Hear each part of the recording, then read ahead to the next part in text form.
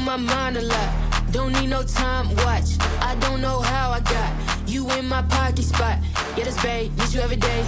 You like my oxygen. Make it seem like the barging down. Got my heart no barging in. From the bed to the floor to the couch. Might wake the neighbors up. Break you in and break you out. In the end, we're gonna make it.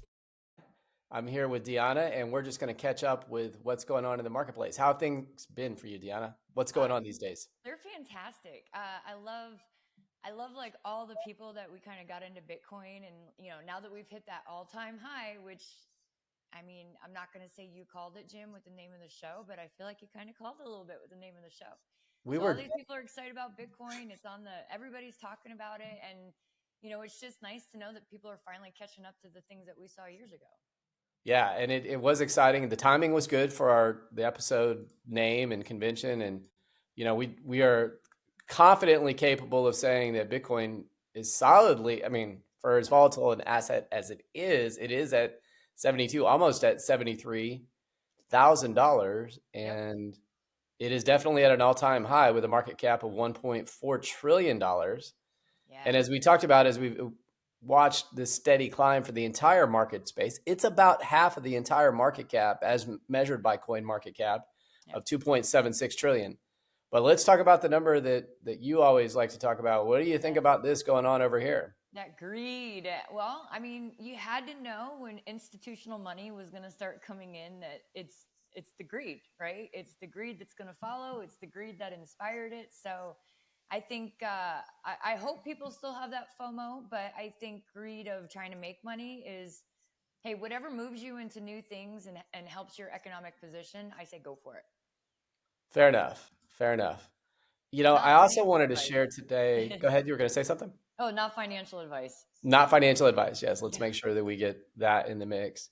I wanted to share with you a quick update from someone who also was predicting an all-time high. This is from the All In podcast, and I'll let the conversation play out and ask to get your feedback on it here. Sure. And you nailed it. Again, you said this would be a big year for Bitcoin. So your thoughts on being right? I don't have much thoughts on that, but my two comments are that I talk to a lot of Bitcoin traders and folks that seem to have a very good pulse and touch on this market. I don't say that I do because I don't really look at it every day, but they seem to think that this thing is on a death march to 100K. I'm not sure whether that price is realistic or not in a year, but I will say that we're going to get to a tipping point where everybody really talks about this. I still don't think we're there yet. I think we're just at the beginning. But when you see the inflows into these ETFs shake out, it's like a very big deal because it just allows every mom and pop individual to buy some to the extent that they want to own it or they want to speculate on it, whatever it is. So I think it's been a very big year. And I think that psychologically, it's proven a lot of folks wrong. Yeah, interesting. What was the date? When was that? That was about a week and a half ago, yeah. Right when it was coming above 69,000. So not this Thursday, but last. Yeah, and so let's think of cycles for a second, right? I feel like you tend to have like maybe a 2-year bull run and then a 2-year winter, roughly, right? Year and a half to 3. I think those windows are. And if you say that last year was the ramp up to the bull run and now we're just engaging into it, I would say that past patterns could predict that this will run for another year or so before we hit another crash. And so to say that we're at 70 something thousand now, we were at 60 something thousand during the time of that interview, that it was a stretch to think that we were going to hit 100,000 when it went, I mean, wasn't it just 15,000 a year ago?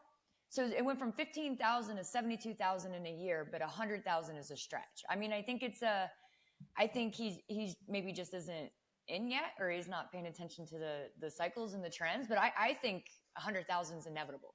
Well, it was interesting the way he chose the words, a death march to 100,000. So that's not necessarily a positive thing that is happening. And he was the one that predicted amongst the group of 4 that are on the All In podcast that it was going to be a big year for Bitcoin. Yeah. So from a prognosticator standpoint, I don't think he falls in love with his ideas, but he acknowledges that, yeah, he was on target, and he is talking to people in the space who are saying, yeah, this thing is happening. And I do think it is that it's beyond the institutional money. I mean, that's key. Yeah. But it's that retail can now more freely move in and out. Yep. Yeah, well, so maybe the death march is the institutional money, because when you think about the token economics, right, of cryptocurrency, Bitcoin, it rises in value because it's traded back and forth. So if you start seeing large institutions buying this money and then sitting on it, you're essentially going to decrease the value of it because that exchange is no longer happening. And maybe that's his concern for it. Yeah, he knows the more money, the more malfeasance. Wow, that's a tough word to say. It's a big word for this podcast. So apologies, but I mean, when the Black Rocks and everybody don't actually have to hold the asset, and how far and deep is the spread between what is real and what is imagined, and that is where we are with fiat money. So I know some OG Bitcoiners kind of have a challenge with that. Not your keys, not your money. Are you okay with all this retail institutional dynamic as it drives this price into the stratosphere? No, well, it's such an unnecessary extra step, right? Like, Okay. well, I can go. I just bought some more Bitcoin this morning. Like, I'm Okay. just buying a little bit more as I go all the time, and I don't need BlackRock to do that for me. I can do it on my own. But if somebody has the money and they want BlackRock to take, the liability, well, and here's the other thing too. What happens if BlackRock got hacked? Right? I mean, Bitcoin itself has never been hacked. The actual Understood. infrastructure of Agreed. the technology Yeah. has never been hacked, but wallets can be. For sure. For Yeah. sure. So it's just an added, to me, it's an unnecessary step, but that greed scale, right? Up at the top, you have laws and regulations about why those institutions weren't allowed to touch it. And now that they've been given the green light, they just want to jump in all that they can. It reminds me of that tweet that you sent me, the real long one that was talking about, essentially he was saying that, okay, so now people are buying it and they've got it. Now the institutional money is going to come in.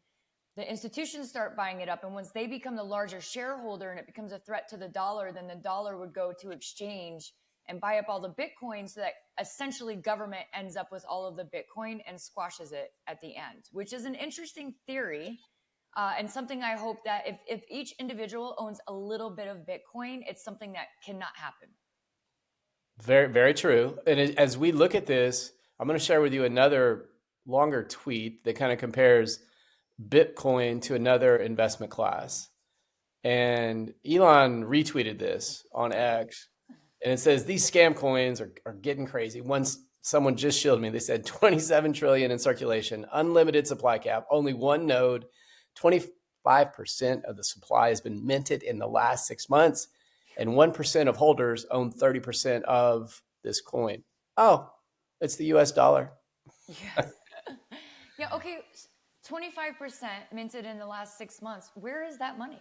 Where is it? Like, it's definitely not in our pockets. So where is it all going? It's the way the monetary system works, I think, is extremely fascinating. And for anybody out there that's not educated on it, definitely go out there and educate yourself. Like, a lot of people still think that the dollar is pegged to gold. They don't even realize that it came off in the 70s. No, 71. Yeah. Yeah, for sure. Yeah. And this is, so to me, like, I was retired Army. I was a medic. I was, into sports. I wasn't into technology. I wasn't into finance, but discovering Bitcoin opened up all of these different things to learn about, and understanding our monetary system really opens your eyes to the things that are happening around us. Yeah, there are a few good books out there that you can check out as well that can help you understand how the Federal Reserve was created, and the fact that even though it seems like it's an entity that's governed by the government and it has deep ties to the government and to the banks, it's an independent organization, theoretically. Yeah. Oh, 100%. And it's, did you ever watch the play Hamilton? Oh, yes. Several times. Right. So that's what it's all about, right? Hamilton started the bank. He started the first bank in order to fund the war with England. And so to me, it was fascinating. My son is like obsessed with it. I love it. It's amazing. But what a historical moment to be able to capture and say, this was the start of the Fed. Yeah, no doubt about that. And at that time though, weren't the assets backed 1-to-1? They were. Yep. Yeah, okay. So it wasn't the Wild West like we have now. Well, the Wild West got wilder in 2020 because the banks typically had to hold a 10% reserve Yep. But during the pandemic, they reduced it to 0. In fact, they have not reinstituted the requirement for there to be reserves against the capital that they have. So there is a lot of balance sheet action going on. I know there's a ton of commercial real estate that's about to have consequence, and how that gets written down or written off can have some serious impact to the regional banks. Yeah. So Think about that. You have to use a bank. You have to, right? I mean, there's almost nothing. If you try to start buying things in cash, it sends all these red flags, and it's anti-money laundering, and KYC. Yeah, all the so cash is there. You're not supposed to use cash. You're supposed to use a bank. So I'm paying a bank to hold my money that they're not really holding, that they can use to make money any way they want. And instead of me getting the benefits of that, the bank gets the benefits for it. So I'm essentially paying them to make money off of my money. Isn't that crazy? It just baffles me. And then when they lose money on the money that they're trying to make the money off of your money, or in the commercial real estate game, where there's a great chart that shows, depending upon the different banking institutions, there's somewhere probably between 10 and 25% of the assets that are listed for a bank that are in the commercial real estate game. And it seems like the smaller regional banks play more heavily in that space. And there are going to be big consequences, depending upon how they handle it. But at some point, you either write that down or you wait for the social media universe to tell you that this bank is going to be insolvent, and then everybody makes a run on that bank, and the cash that they do have helps the bank, or the lack thereof, to become insolvent. Yeah. So if you don't have that 10% requirement anymore, and there's a run on the bank, I mean, I think you kind of lower the threshold for that possibility, right? Because now you don't have as much cash on hand, so it doesn't take as many customers to come before you actually run out of it. And then I think the FDIC, to me, it's like a falsehood. It's a fake promise, because could the federal government actually say, if every single bank that was FDIC insured went under, that the federal government is going to reimburse all of your funds? We've already seen them starting to pick and choose which banks they're supporting and which banks they're not. So, you know what I mean? It's all these warm and fuzzies that really are just nothing more than empty promises. Well, yeah. And I love it when people say that Bitcoin is a PSYOPs operation. All the way back to Hamilton, money is a PSYOPs operation. You have to believe. I mean, they even have on the dollar, "In God we trust." I mean, there's a religious faith type dynamic to this whole thing, that if you don't believe, who's going to take the value that's perceived? Yeah. Nobody. I don't know. That's a t-shirt, maybe a coffee cup. You just came up with something. But just write that down. We'll sell some swag. Yeah, right. Yeah. I don't even know what I said. If the value is not received or not perceived, it can't be received. That's true. And so there is value in Bitcoin. There is value in fiat, but the difference between the two fundamentally is that fiat continues to be printed and expanded to vast levels, inflationary environments included. And then Bitcoin is locked in at 21 million, of which about 93% of it's been produced. Yep. And we're seeing demand increase right up to a halvening where supply is going to be decreased. I know. I was just thinking that too. I was like, man, we're already seeing these numbers and we still have a month to go before the halving happens. So, I mean, I think it's going to be a really fascinating year for everybody. I'm excited about it. And is Bitcoin going up or is the dollar going down? I think that's a fair debate as well, right? Because as you're printing more money and the dollar's going down, everything is getting more expensive. And so, I think it all comes full circle in the end. Yeah. Which one's the numerator? Which one's the denominator? And when you start looking at it that way, it gets real interesting. Yeah, I agree. For sure. Well, let's call the episode here and look forward to catching up with people on the next one. Dionna, as always, thanks for your insight. Yeah, thank you. You on my mind a lot. Don't need no time, watch. I don't know how I got